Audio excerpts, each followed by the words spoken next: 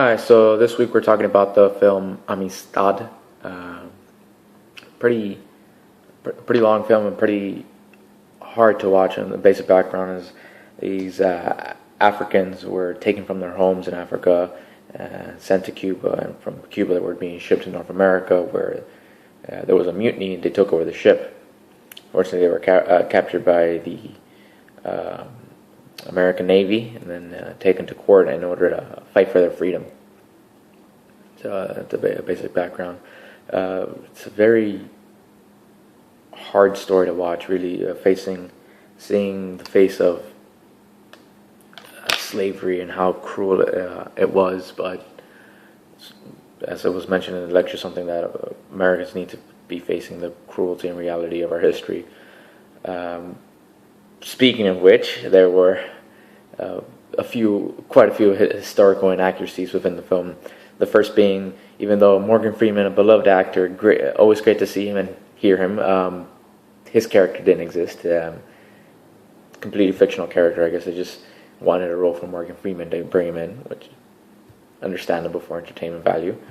And then, as was mentioned in the lecture, this film was made not so much for 1840, but for 1997 audience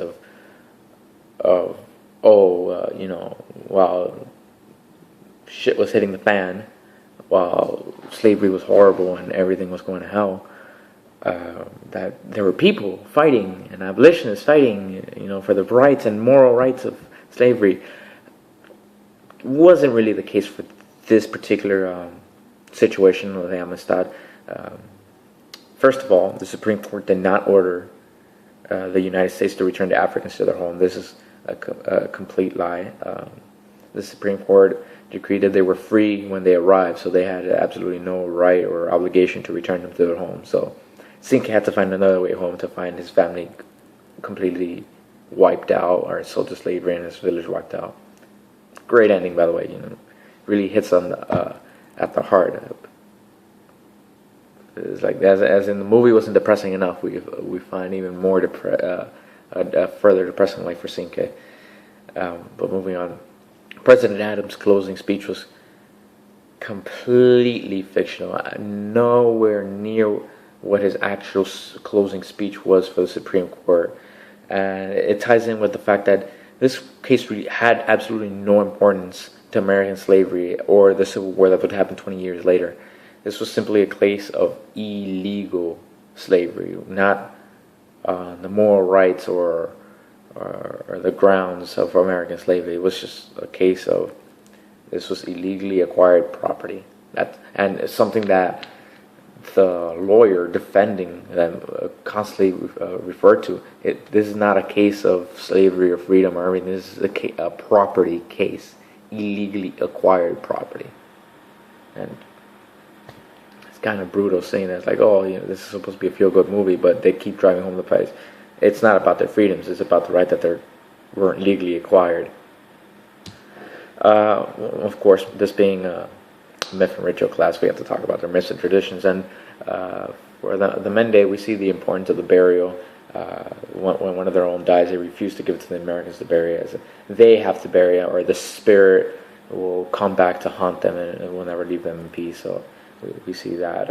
We also see that throughout the film, a lot of times they're singing their traditional songs, either in celebration or when they stand against the Americans, have their battle cries all in unison, yelling at them. And we also see later on Cinque calling upon protection from his ancestors to get the ruling in their favor so that they may return home. We see the Mende do have their own myths and traditions and rituals and that they use throughout the film.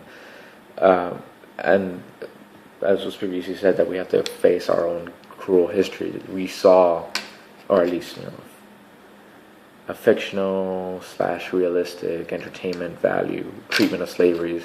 We saw how they were taken from Africa through the Atlantic slave trade. They were all packed in these shapes naked and given slop to eat. The sick would just be left to die. How whenever, and we were explained that whenever they were at risk of being caught, or whenever they realized they didn't have enough supplies in order to make the trip, that they would dump their inventory, aka they would dump these Africans overboard with stones to leave them to die in order to simply move on. Yeah, the inhumane treatment of them, that they were like cattle, or just like if you're just throwing your iPhone, like just a piece of property that means nothing. And that's all they were treated as. They were treated as property, and also by the Americans, they were treated as heathens. The second the Christians would constantly be trying to teach them about Christ and whatnot, try to convert them before their supposed death. So it's just it boggles the mind nowadays to think back at how people were treated. How this came to be and how it was, but it's something we have to encounter and see that the human spirit can be pretty damn cruel, and our history can be cruel.